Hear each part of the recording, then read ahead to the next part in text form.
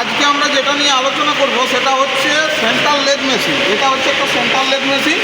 তো আজকে আমরা সেন্ট্রাল লেদ মেশিনের কী কী পার্টস আছে সেগুলো নিয়ে আজকে সংক্ষেপে আলোচনা করব। তো সেন্ট্রাল লেদ মেশিন আমরা একদম শুরু থেকে দেখব সুইচ বোর্ডের সামনে থেকে যে কী কী পার্টস আছে এর মধ্যে। তো যদি আমরা এখানে দেখি যে এখান থেকে দেখুন এই লেদ মেশিনটার এখান থেকে পাওয়ার সাপ্লাই এখান থেকে আসছে, অর্থাৎ ইলেকট্রিসিটি এখান থেকে আসছে। এবং ইলেকট্রিসিটির সাহায্যে যদি কোনো স্বয়ংক্রিয় যন্ত্রাংশকে আমরা চালাতে চাই, তাহলে আমাদের কোনো যন্ত্রকে এমনিতে চালাতে গেলে হয় আমাদের প্রাইম মুভার অর্থাৎ ইঞ্জিন লাগে অথবা মোটর লাগে। তো এখানে দেখতে পাচ্ছেন আপনারা এইটা একটা মোটর। প্রথমে এখান থেকে ইলেকট্রিসিটি এলো, এখানে মোটর লাগানো আছে। তো আমাদের এই মোটরটা একটু প্রেস করে ফেললাম, নোংরা জমেছিল। তো এটা দেখুন 1 HP আছে, অর্থাৎ 1 হর্স পাওয়ারের মোটর আছে। এবারে এই মোটরটা যেটা আছে দেখুন, এই মোটরটা যে শ্যাফট এখানে বার হয়েছে, শ্যাফট মানে সিলিন্ডারিক্যাল একটা দণ্ড বিশেষ রডের মতো, সেটাকে শ্যাফট বলা হয়। তো এই শ্যাফটটা আমাদের একটা পুলির সঙ্গে কানেক্টেড আছে, অর্থাৎ যুক্ত আছে। এবার এই পুলির থেকে এই পুলি পর্যন্ত আমাদের বেল্টের দুটো ভি বেল্টের সাহায্যে যুক্ত করা আছে। যেহেতু এটা ভি শেপের, ওই জন্য একে ভি বেল্ট বলা হয়। এটা স্বল্প দূরত্বের মাধ্যমে যে বেল্ট আমরা ইউজ করি সেটাকে ভি বেল্ট বলা হয়। তো এতটা আমাদের হয়েছে এই পর্যন্ত। এইবার দেখুন যে আমাদের এই যে জায়গাটা আছে এটাকে বলা হয় স্পিন্ডাল।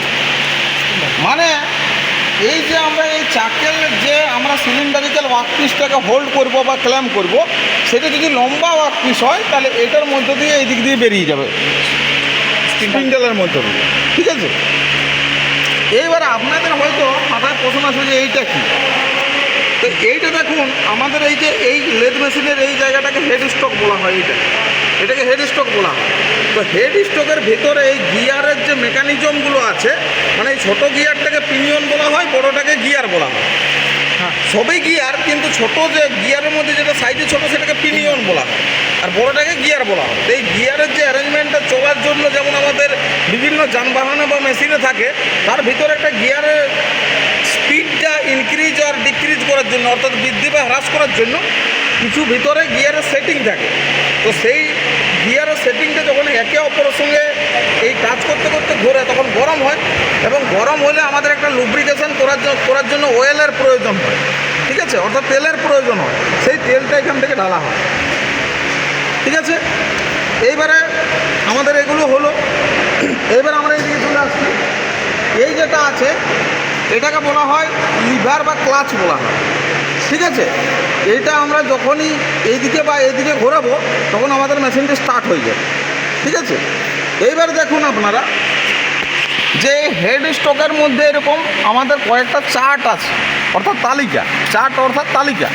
সেই তালিকা এখানে লেখা আছে নর্দার্ন থ্রেড চার্ট।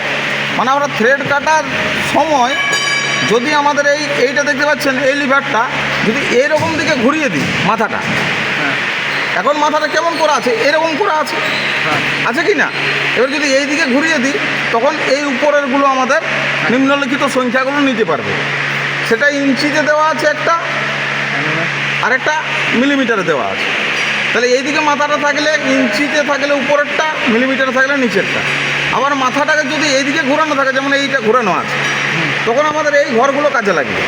আবার যদি মাথাটাকে সোজা করে দিই তখন এই ঘরগুলো কাজে লাগবে।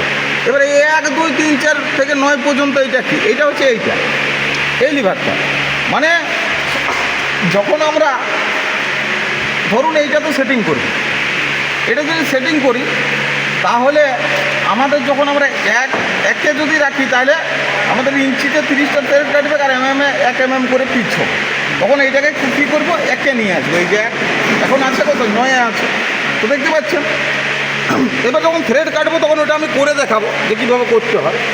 এবার দেখুন এইটাকে বলা হয় লেদ মেশিনের চাক। এবার লেদ মেশিনের চাক আমাদের সাধারণত দু রকম হয়ে থাকে।